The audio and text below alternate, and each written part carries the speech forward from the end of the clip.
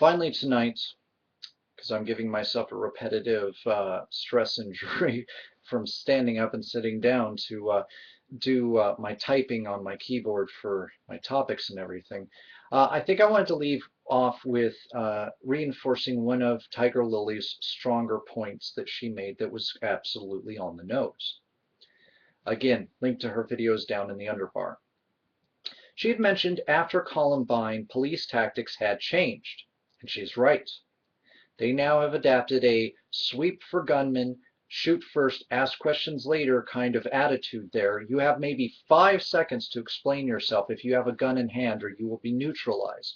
That doesn't mean you're going to be killed, but it means you're likely to be shot unless you're willing to cooperate with these folks here, because this is all about getting anybody with a gun away from a gun to clear the situation, because as Integral Math, and I'll try to link you down to his videos and his talks down in the underbar, because he's a policeman, or was a policeman. I'm not sure what his qualifications are as of at the particular moment, but he's gone through police training. He knows about police tactics. He knows about the ins and outs of things, including the emergency teams.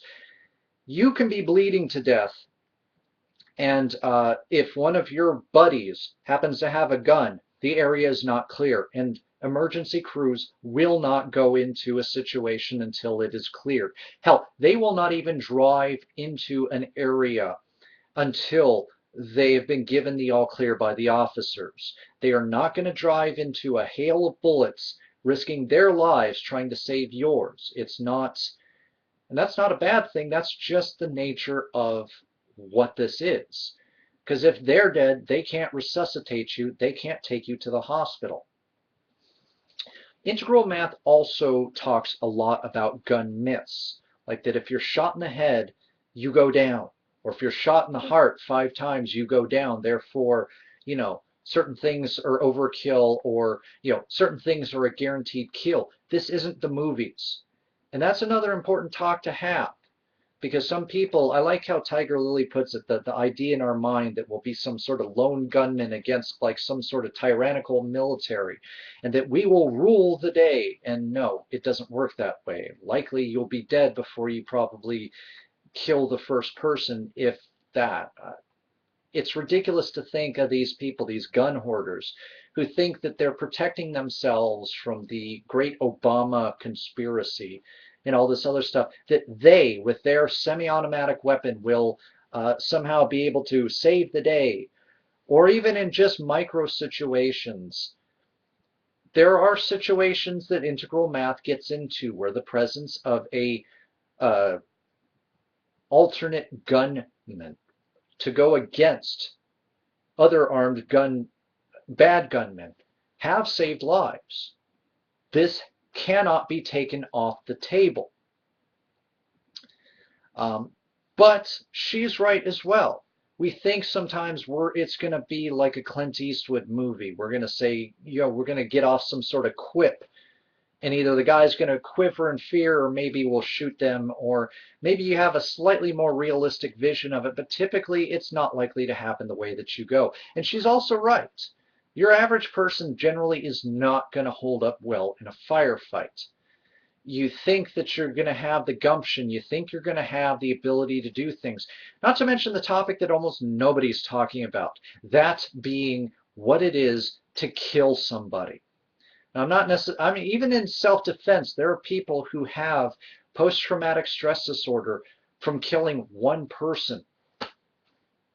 There are people who have issues with even just shooting at somebody, having to be in those situations with guns.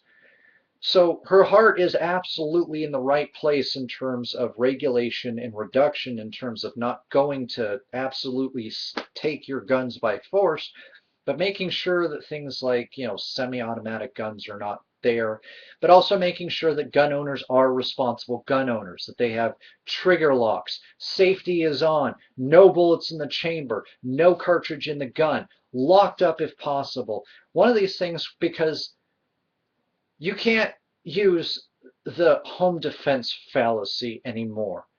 Rarely, if ever, does home invasions go the way that you think you're going to go. Some people have even been shot with their own guns. And I would never argue for home protection in this case. But I wouldn't say for recreation that I want to take everybody's guns.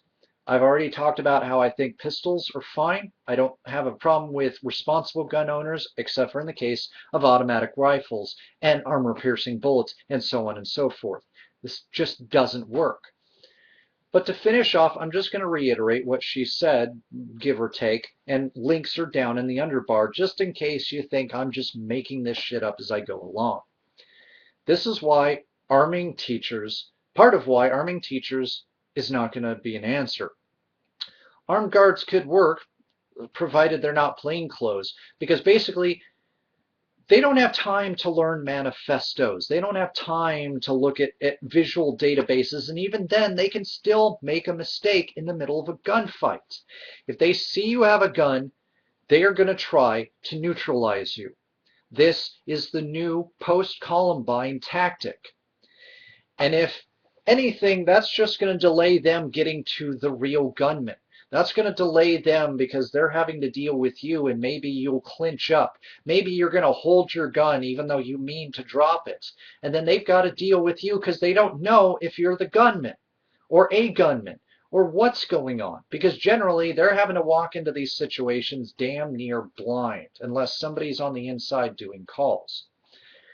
So this idea that, oh, if I have a gun, I'm going to be able to do this stuff. No, because the cops are going to throw themselves at gunfire, and if you're trying to engage in these with these people here, you're going to run into the problem of once the police are on the scene, you are a combatant until proven otherwise. And that's not good for anybody. That overcomplicates this situation, and it could possibly be detrimental to saving lives because while they're dealing with you, the gunman's still shooting people. So no, I'm sorry.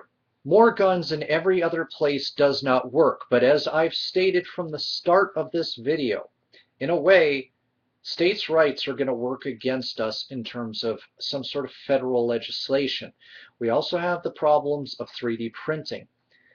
I haven't said all there is to say on this topic, but this is as far as I care to take this because, to be honest with you, between this and the shit that we won't sell in place of guns at Walmart, amongst other things, the fact that we won't sit down and have a rational, calm discussion about this. Even some of the antis have not been rational about talking, even to me, about this topic, and I'm sorry. I'm not going to engage your anger on this topic. I'm sorry that I pissed you off. Actually, I'm not. Because this is why you don't talk about it now, in terms of before the bodies have practically hit the floor.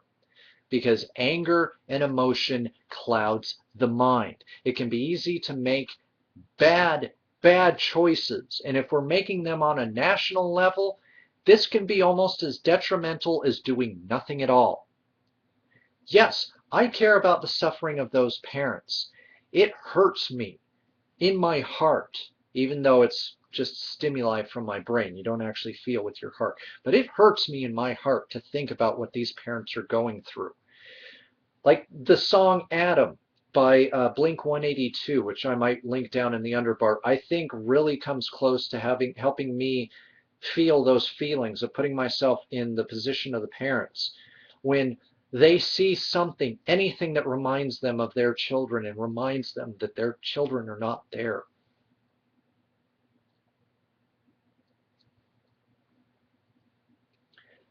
I don't like to think about that possibility with my son.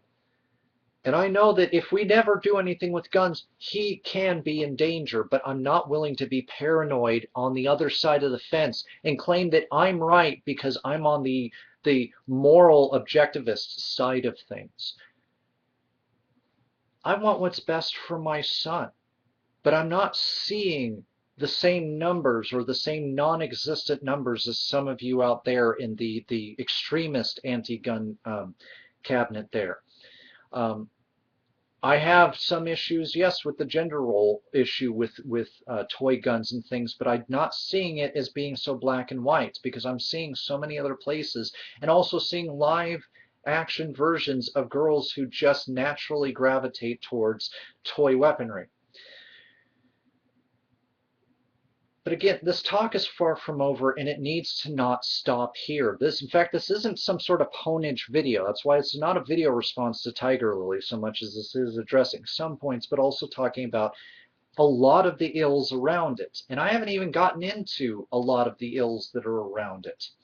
But this would take far too long, and this has already been a very long multi-part series as it is, going in a roughly 10-minute increments. But this cannot die out. This cannot stop here. And even if 3D printers could then have the Bushmaster still out on the streets in some capacity, you know, I still don't know how to feel about all that. Technology is our friend and our mortal enemy. But then again, this goes back to, well, but there are responsible 3D printer owners, and it's not as widespread as your average printer yet. And that's true. And the materials aren't exactly cheap. This is a new technology. Remember, everything's expensive as hell. But I don't know, man. I really just don't know. But no, I'm not willing to take away this technology, this blossoming technology that has health, medical, and other and dietary aids and benefits just because some people could use the Streisand effect to get blueprints into people's hands to create guns that then could be used. That's a lot of work. And I'm willing to bet your average person who is a violent, offending psychopath is not going to have the time, the know-how, or the care to be able to cobble that stuff together. But I'm walking away, and actually walking away this time. I've said my piece on the things that I want to say my piece on.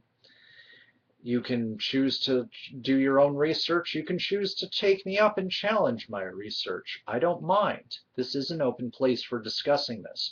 But if all you're going to be is angry, if all you're going to do is spout off anti-gun rhetoric without actually willing to acknowledge any of the things that I've said, which I think some of it has solid ground, then I'm sorry. I'm not going to I'm going to stop responding to you because there's just going to be no point. We're going to be talking past each other and start maybe even creating straw men. Anyways, YouTube, I hope you guys are safe. And I hope that we start taking steps forward, reasonable, rational, sane steps forward towards actual workable gun control in this country, or at least gun restriction within limits. Remember the words of the Second Amendment, well regulated. That doesn't mean, oh, everybody gets a gun and a beer and we're supposed to be okay with this, or that they have the right to these things. No. Then again, with states' rights, we're seeing that people are doing just that. But we've got to take a step back, but we cannot take a step away from this topic until this is solved. 2013 needs to be the time that we start maybe with the guns, but we don't stop there. If we want to be number one again, and we can be, then we've got to act like it. We've got to adapt the models that we're too afraid to adapt because we're so in love with this broken system that we have now that's creating or aiding this gun violence. If that's how you want to be, then I can't help you.